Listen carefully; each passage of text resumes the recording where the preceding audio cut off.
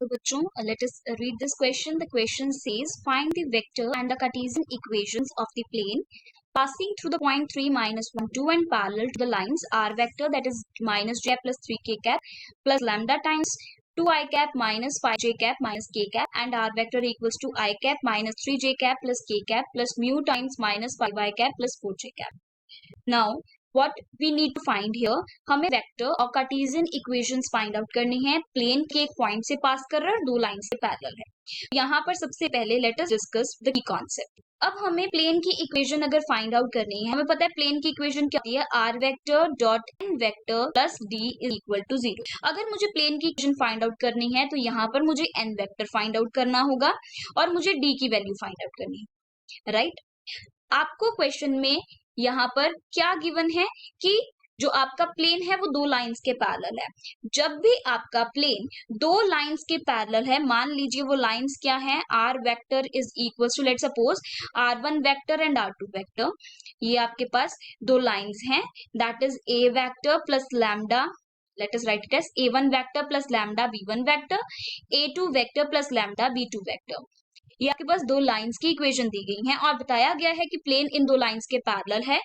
Then normal vector of the plane आप कैसे find out करेंगे, that will be equals to b1 vector cross b2 vector. ऐसा क्यों? ऐसा इसलिए क्योंकि अगर आपके पास ये दो लाइंस, मान लीजिए दिस इज योर प्लेन, ये वो प्लेन है, okay, this is the plane, और यहाँ पर कहीं पे एक लाइन है जो कि इस प्लेन के पैरेलल है, जो कि इस प्लेन के पैरेलल है. Let us again draw it. ये एक आपके पास प्लेन है और ये लाइन है. अगर ये दो लाइंस हैं, ये दो लाइंस इस प्लेन के पैरेलल हैं, तो डेफिनेटली जो नॉर्मल वेक्टर होगा वो क्या होगा, इन दोनों लाइंस के परपेंडिकुलर होगा. Normal vector will be perpendicular to both these lines. अगर वो इन दोनों लाइंस के परपेंडिकुलर होगा तो हमें पता है कि अगर आपको एक वेक्टर फाइंड आउट करना है जो कि दो वेक्टर्स के परपेंडिकुलर, तो वो कैसे फाइंड आउट कर सकते हैं, आप क्रॉस प्रोडक्ट करके. सो दैट इज वाई यहाँ पर b1 vector cross b2 vector हमने लिखा है. क्लियर? सो ये आपको पता होना चाहिए. दिस इज द कॉन्सेप्ट जो हम यूज करेंगे. अब क्वेश्चन में आते हैं. क्वेश्चन में आपको दोनों लाइंस दी हैं, तो दोनों लाइंस को जब आप कंपेयर करोगे इन जनरल इक्वेशंस के साथ, तो आपको पता है कि b1 वेक्टर आपके पास क्या आ जाएगा, that is 2i cap minus 5j cap minus of k cap, और आपके पास b2 वेक्टर क्या आ जाएगा, b2 vector will be equals to minus 5i cap plus 4j cap. यही आएगा. अब देखिए यहाँ पर आपको n वेक्टर फाइंड आउट करना है, तो n वेक्टर कैसे फाइंड आउट करेंगे, दोनों के क्रॉस प्रोडक्ट से. सो b1 vector cross b2 vector. Clear? तो दोनों का क्रॉस प्रोडक्ट करते हैं. b1 वेक्टर यहां पर लिखेंगे b1 vector cross b2 vector, this is equals to i cap j cap k cap. Cross product कैसे फाइंड आउट करते हैं, इस डिटर्मिनेंट को सॉल्व करके, जो अभी हम डिटर्मिनेंट लिखने जा रहे हैं. तो यहां पर आ जाएगा 2 -5 -1, यहाँ पर आ जाएगा -5 4 एंड 0. अब इसको सॉल्व करेंगे, सो हमें मिलेगा i cap 0 plus 4 plus j cap 5 minus 0 plus k cap 8 minus 25.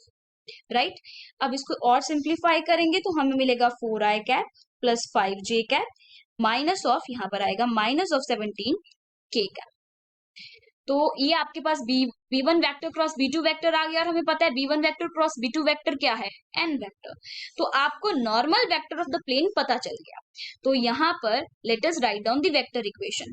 So vector equation क्या होगी, वेक्टर इक्वेशन किसकी vector equation, vector equation of the plane, required plane. Right, तो उसकी वेक्टर इक्वेशन क्या होगी, r vector dot n vector, n vector हमने find out किया, that is 4i cap plus 5 of j cap minus 17 k cap plus d equal to 0.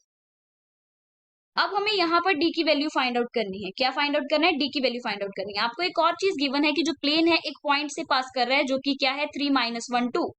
Point क्या है 3 -1 2, इस point से पास कर रहा है प्लेन. ठीक है, इसको फर्स्ट इक्वेशन नाम दे देते हैं. अब सबसे पहले तो ये वेक्टर इक्वेशन हमने लिख ली.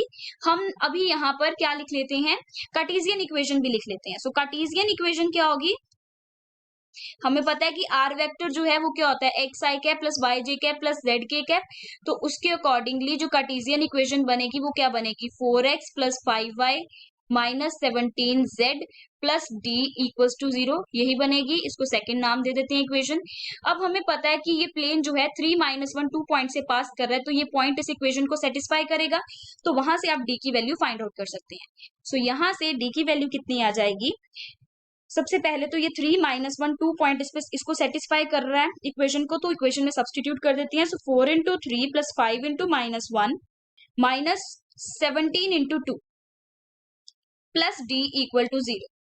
तो ये कितना आ रहा है, this is 12 minus 5 minus 34 plus d equal to 0।